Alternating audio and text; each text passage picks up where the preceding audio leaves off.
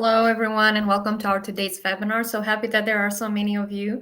As usually, we are really appreciating that. My name is Alina. I'm an Education USA advisor, and Education USA Virtual is here today with you with another interesting webinar. That's our second webinar for July, and if you are following us for a long time, you already know that these 2 months are dedicated to standardized tests and English proficiency tests. So there is a QR code on your screen that you can scan, and you can use for all the events that we have already scheduled for July, because we have more webinar coming dedicated to standardized and English proficiency tests. But today we kind of focused on the test that is very important for students who are preparing for their postgraduate degree, and we have a representative from GMAT. I know there aren't so many webinars on GMAT and how you need to prepare for that, but I have seen an increased interest from our students in the region, specifically on this test. So we are very excited, and we really hope that you will use this opportunity to ask your questions. So we have Eleanor Prior from GMAC. She will share with us a nice presentation, and she will also have a bunch of tips and a lot of surprises, as I suppose, because she already told me that she has some treats for you guys. But I will just say, I don't know, I think Ellie will also say that, but I think a good thing to start our webinar during the presentation that Ellie will do, you can also share with us where are you in your journey to business schools. So if you can just share on what step you are specifically taking at this moment, where are you right now? But I'm more than sure that Ellie will just give you more information on this. I'll just give her the floor. Ellie, I would appreciate if you can just introduce yourself in a few words, and then we can jump to the presentation. Yeah, of course. Thank you so much, Lena. And thank you everyone for joining us today. So my name is Eleanor Prior. I'm the marketing manager for GMAC in Europe. So my role within GMAC is support candidates like yourself with their journey towards business school. You may be overwhelmed by the GMAT. It can be quite a scary part of the admissions process. I'm here today to help answer any questions and alleviate any fears that you may have around the GMAT. So as Alina said, there's a question, if you wouldn't mind popping in the chat sort of where you are in your business school journey. Maybe you're in between a few of them. Just pick which one aligns most to where you are would be great to sort of know sort of where you'll sit in your journey towards business school.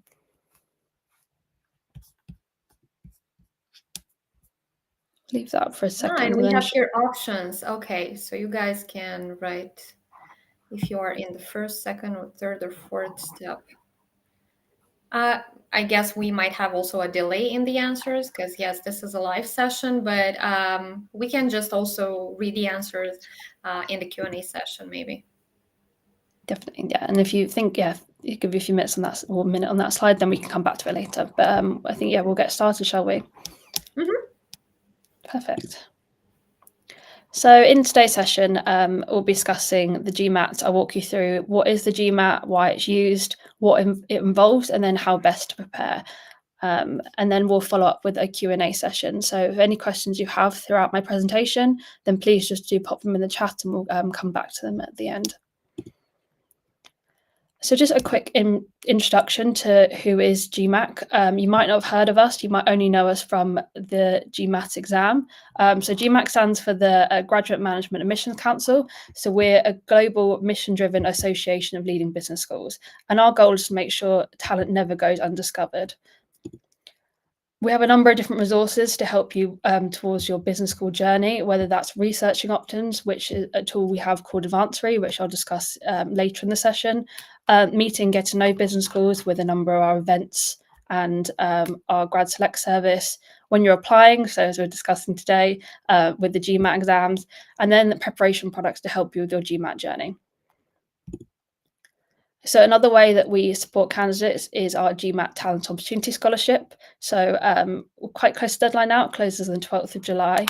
And it's a scholarship for European citizens and those who have a right to work within Europe, and covers everything that you need for the GMAT exam, a private preparation tutor, practice exams, all the different preparation resources, a Calm app and a cultural app. The QR code isn't here, but I'll pop the link to it in the chat as we continue through the presentation. So even though we'll be talking about the GMAT today, it's important to know that admissions process isn't just about a GMAT score. So there are so many important aspects of admissions process that officers will use to evaluate application. So look at job skills, your leadership skills, the motivations. This is why you have to submit a resume, an essay, your extracurricular activities, recommendations, and then some even will ask for interviews. Schools want to make sure you're a fit both academically, that you'll fit well in the programme, and then personally. So they want to make sure you can contribute, but then also benefit from the business school experience. And the most important thing is to create a compelling picture of the most important thing in your application, which is you.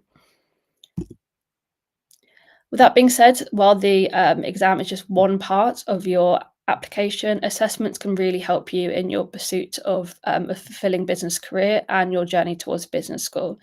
So for admissions officers and for the schools, it allows them to have a fair comparison across a wide scale candidate pool. But most importantly for you, it will help you stand out. The higher the GMAT score, the stronger this area of your application will be. It will allow you to compensate. So maybe your GPA isn't as high as you wanted it to be, or maybe you're coming from a non-business background and you want to show you've got the skills to be able to succeed in the programme. It opens the doors for the highly ranked programmes. So the higher ranked programmes will require an assessment and GMAT score as part of the applications. Then also it allows you to apply for scholarships. There are a number of merit-based scholarships that can help you with this. So as part of the session today, we have an exclusive discount code, and to be able to have this presentation at the end and any more information, I'll leave that just for a minute, but we'll be showing this at the end of the presentation as well, so you have the chance to scan and fill this out. So since I think it's about 1954, the GMAT's been around and it's been the gold standard assessment for business schools, and it's been evolving to make sure it's helps readiness and preparedness for your business school journey. So the GMAT's currently accepted by over 7,700 programs and 2,400 schools. It's not only the most valuable tool for business schools, but for you as candidates to demonstrate your commitment to business school, and it's a key indicator of how you'll perform in the program. And then even beyond your business school program, it will help you measure skills that are sought after by employers in the global space today. So GMAT exam itself is 3 sections, each of which are 45 minutes long. These call problem solving, critical thinking, and data literacy skills, which all are complex judgments. So you would have used these skills in your undergrad degree, maybe in the world of work. And like I said, there'll be a key indicator of your success on a business master's or MBA program. So firstly, it's quantitative reasoning. So here you're asked to critically analyse numerical data. Then you have 21 multiple choice questions, which will involve problem solving. So it includes basic algebra and arithmetic. There's a lot of fear around the quantitative section of the GMAT, but it's high school level maths, so it's not advanced. I think it's just the idea of going back to something maybe you hadn't visited in a number of years. And then there's verbal reasoning, so 23 questions that test your critical reasoning and reading comprehension skills. So the critical reasoning on this side assesses your ability to analyse scenarios and then draw logical conclusions. And then reading comprehension questions test the ability to recognise and understand ideas and then draw inferences from passage of information. And then finally is data insights. So this is used to assess your data literacy skills. So 20 questions, and then measure your ability to analyse and interpret data and then apply it to real business scenarios. So these 3 sections will make up your GMAT score, which is between 205 and 805. The exam itself lasts 2 hours and 50 minutes long, and you can take them in any order. So it's worth when you're thinking about your preparation, which you feel most comfortable with. Some people prefer to start with their hardest section first and then move on to the easier when they're sort of at their freshest. Or it really depends on you. It's completely up to your own personal preference. The GMAT exam can be taken in 2 different delivery formats, so they're both in test centre and online. So there's difference in availability and scheduling. Both can be booked 6 months in advance, but the exam itself is exactly the same. The only difference is at home, you'll be doing it on your own personal devices, whereas test centre, everything will be done for you. Like I said, the appointment's 6 months in advance. We normally recommend booking about a month out. 6 months might be too far away. You might get to the point in your preparation when you're ready earlier, or maybe you want more time or it doesn't fit within your timelines. So months generally is a great time to make sure you get the appointment time that you want. You've got enough time to finish your preparation and feel comfortable where you are. It's worth noting you have 5 attempts in a 12-month period, and that's 16 days in between each attempt, whether that's an online or in a test centre. And now there's no lifetime limit. But it's worth thinking about when you're booking your GMAT exam, when your application's due, giving yourself that time if you do want to resit the exam. You've got time to go back and reflect on how you performed in your last attempt and then improve to move forward. Within the GMAT exam, there are a number of candidate-friendly aspects which will make your test personal to you. So you have unlimited question reviews. So within the GMAT, as you move through each section, you can review any amount of questions. You can bookmark them and go back. And at the end of each of the sections, whichever time you have remaining, you can change up to 3 responses per section. Like I said, you can review, you can choose whichever order you'd like to. So it's completely up to you which preference you have, and you can select it at the time of which you want to pick next. You have a flexible break, so you have one optional 10-minute break available to you, which you can take between any of the 2 sections. There are accommodations available, so that can be extended time, an additional break, assisted technology. It's worth reaching out to customer care when you're ready to book your test, just to make sure that you have all the accommodations that are required for you. Scoring is something, that comes up quite a long conversation. I'm sure there'll be a few questions in the chat as we move to the Q&A section. So your final score is based on the questions you answered correctly, incorrectly, and then the number of questions you've left unanswered. So it's worth noting, don't leave any unanswered. Try your best. It's one of those situations where you'll have the options available to you. It's working out which is the least likely and the most likely answer out of them all. So each section of the GMAT is question adaptive. So the test chooses from a large bank of questions and then adjust it against your ability level based on how you answer each question. So as a result, you'll get through questions that are harder or easier for you. The first question you'll get on each of the 3 sections you start will be a medium difficulty. As you answer each question, the computer will then adjust versus how you're performing. So in terms of your scoring at the end, we recommend looking at the percentile ranking. So this is a percentage of test takers you perform better than or compared to. So for example, a percentile ranking of 72% means that you performed better than 72% of the other test takers, and then 28% of test takers outperformed you. Schools will be using this as a comparison to look at where you ranked versus other test takers and versus previous editions of the GMAT. There are a number of myths that you may see, and really thankful to Education USA today and Lena for setting this up, because there's so many myths on the internet around scoring and what the scores mean, how you can be negatively ranked. So stuff like I took longer to answer a question, even if it was in the time frame, I was negatively impacted. It's better to leave a blank answer than an incorrect answer. None of these myths are true. Completely untrue. So if you see anything like this online, it's not correct in the slightest.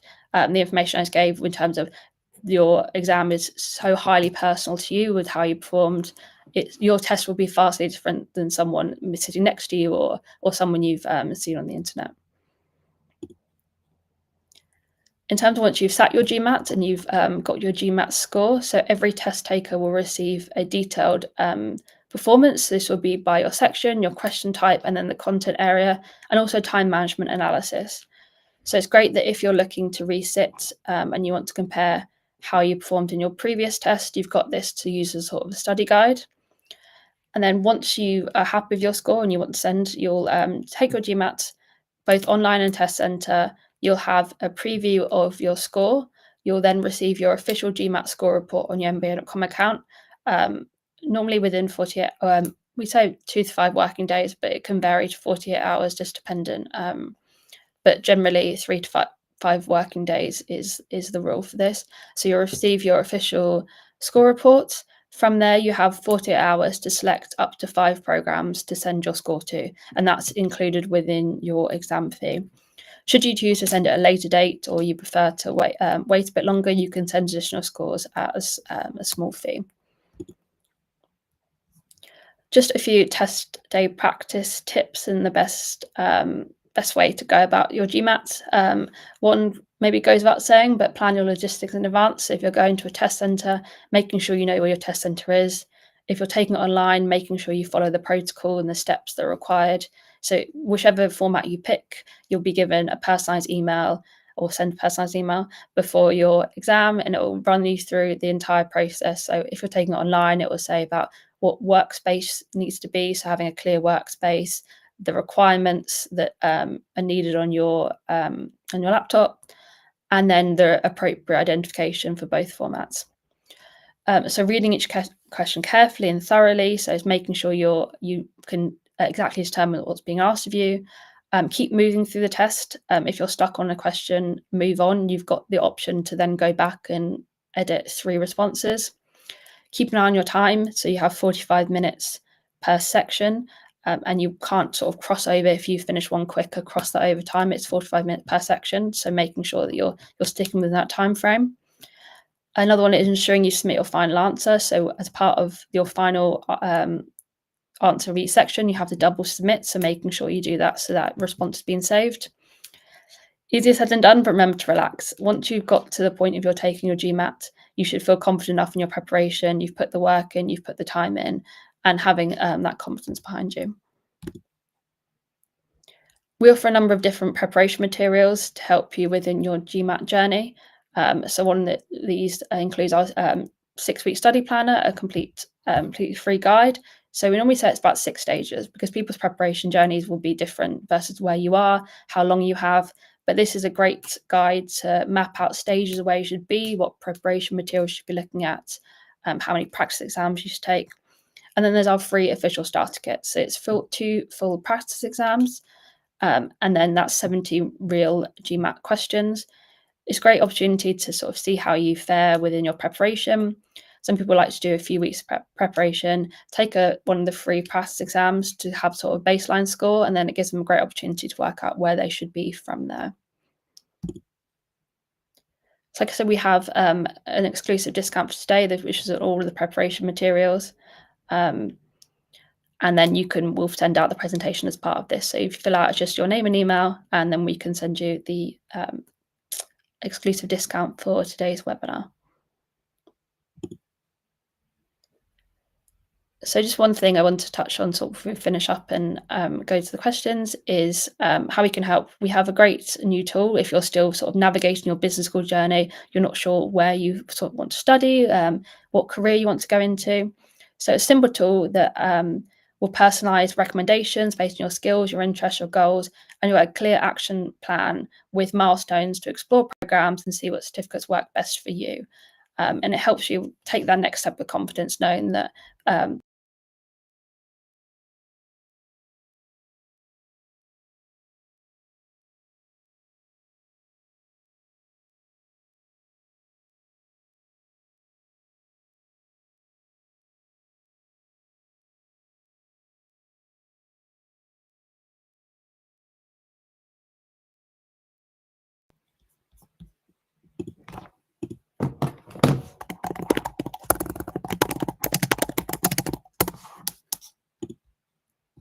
oh, sorry, everyone. I think my connection just dropped there.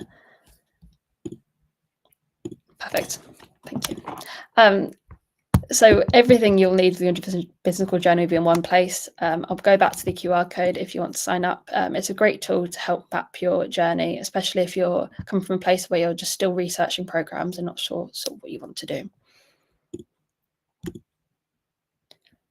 And I'll put back up this QR code.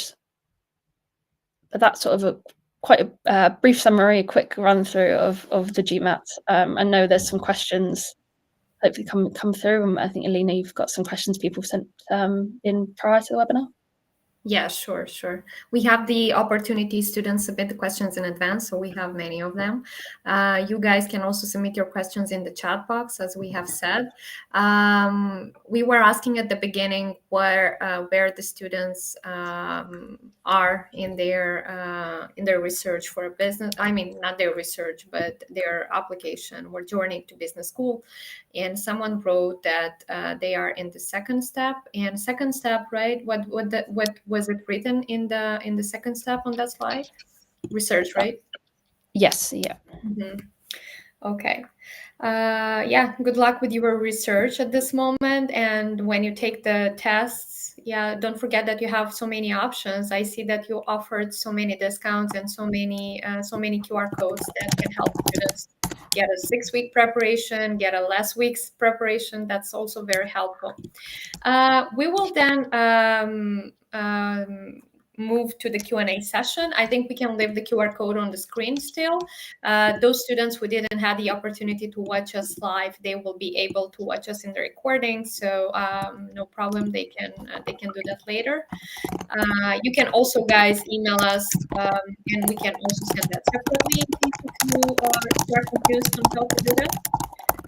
Okay, so our first question that we've got before the webinar was, I would like to understand about GMAT exam pattern and how can the score help for, I suppose, for MS in the US, Master of Science, I suppose that, right? Yeah, I briefly touched on the pattern of the GMAT. So it's a completely computer adaptive exam, which can be quite new to a lot of people and they haven't done one of those previously.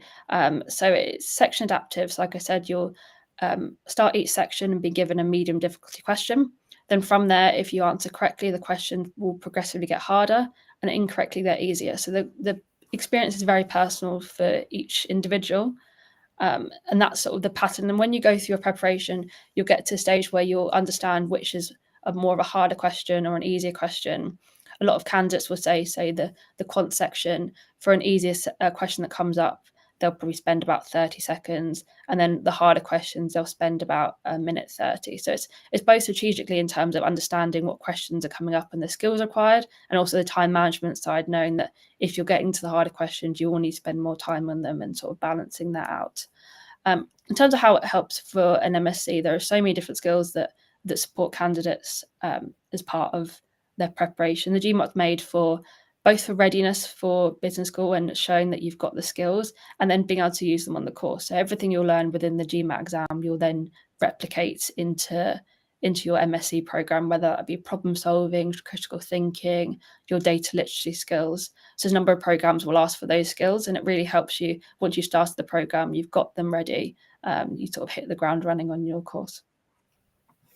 Okay, and depending on the program, that's a question actually that we also have. What is this test score? What is the satisfactory GMAT score for a master degree? It really varies, which is probably an annoying answer, Yeah. especially when you want sort of a clear answer to a question. It really varies both per program and for schools. With there's so many master's degrees available, and they'll look for different things. Where say a finance master's may be more looking at your quantitative and data insight score within the GMAT. So it really varies per and how the rank scores are ranked. So the higher rank scores will naturally ask for higher GMAT scores. So it's worth speaking to admissions officers within the schools to ask.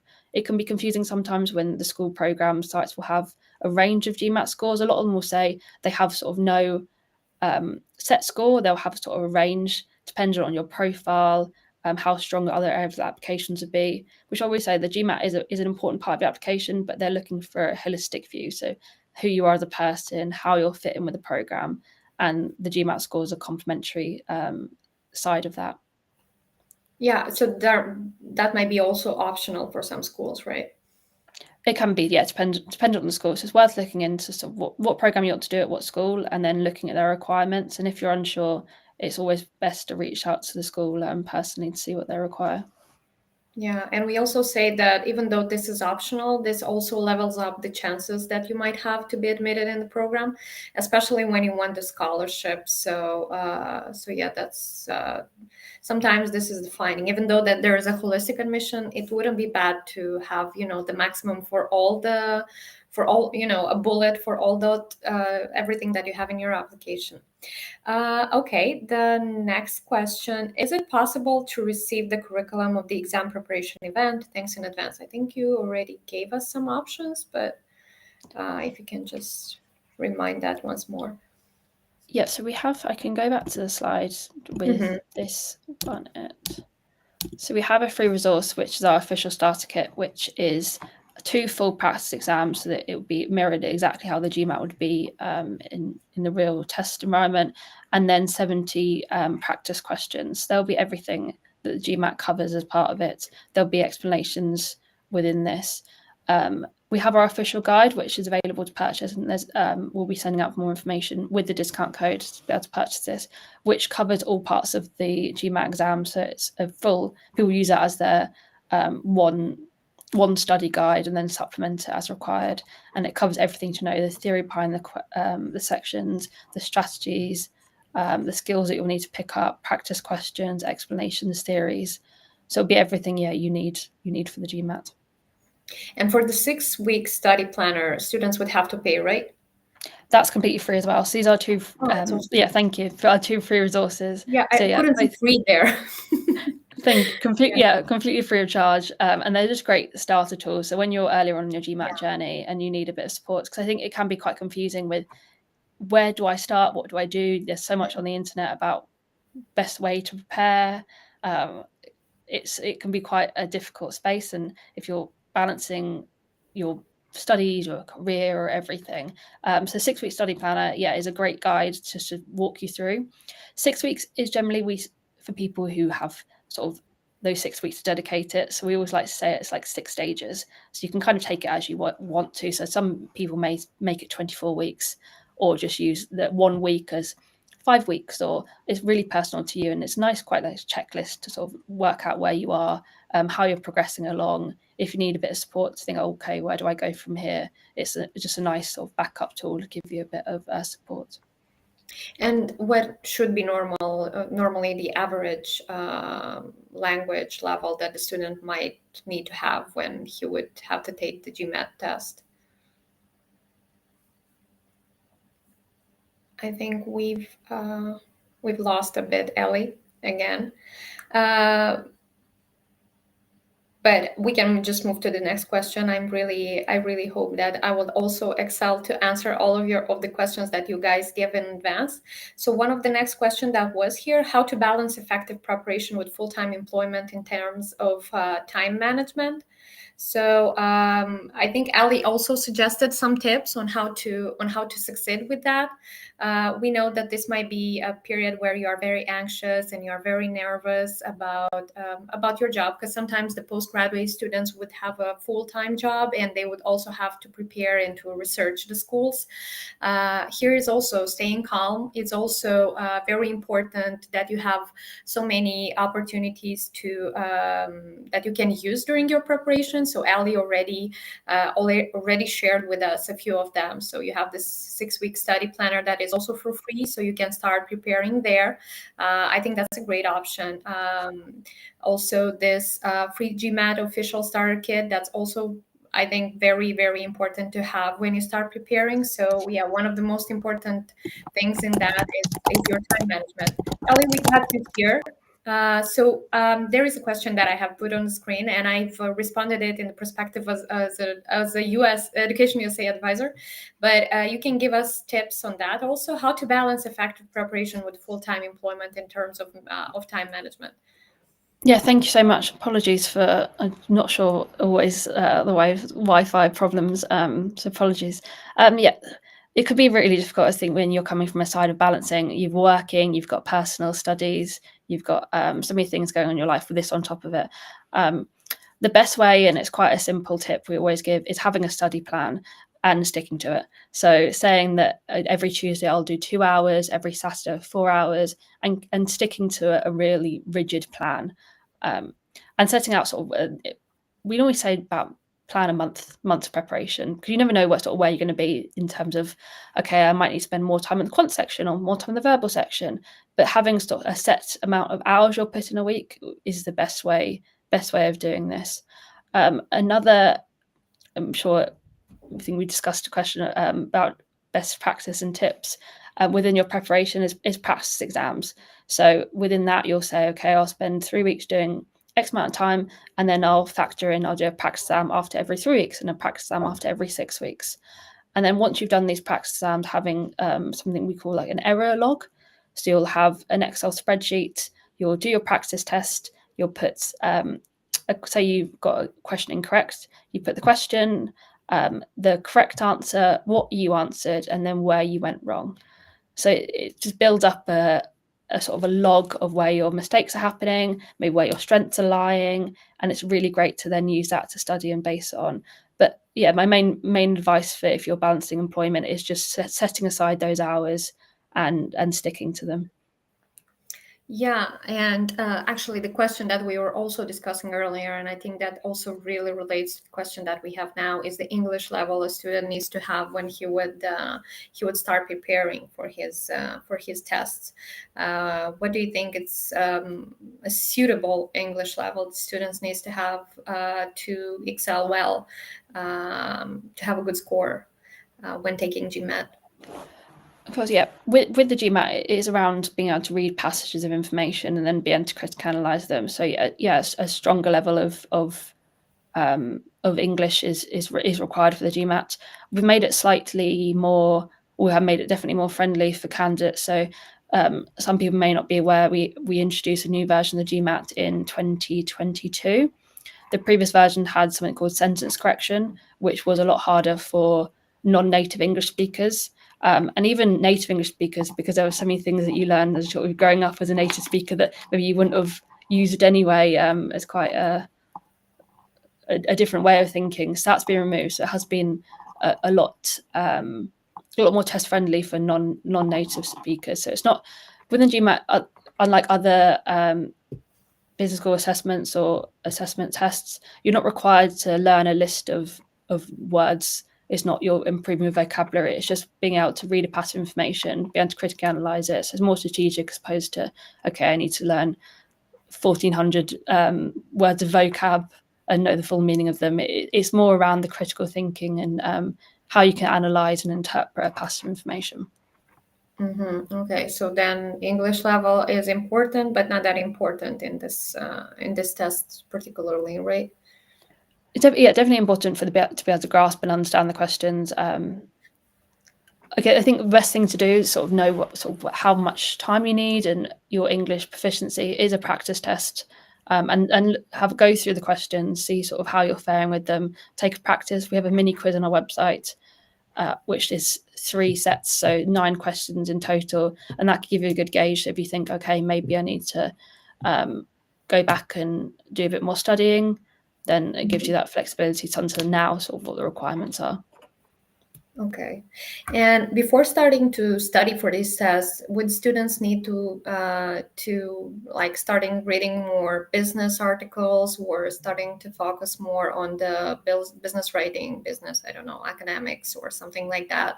Would that be helpful for them? And maybe you can recommend maybe some resources or some books that can be helpful to them. Mm-hmm. Yeah, definitely. A lot of students say, especially with the data literacy side, that it's an opportunity to analyze and interpret data, and then you're applying it to real business scenarios. So being able to read different resources, a lot of people assess stuff like the Financial Times, the Economist, or a number of different free Business Insider, a number of different free resources that are just making sure that you've got that well-rounded grasp. Yeah, it's a great tip to be well versed and see what's going on, and have that ability to read large pattern information with loads of different data points and be able to analyze it. Okay, great. Thank you. There is another question about any upcoming opportunities to take the GMAT for free or at a discounted rate, but I think we already discussed about that. So you offered us this study planners.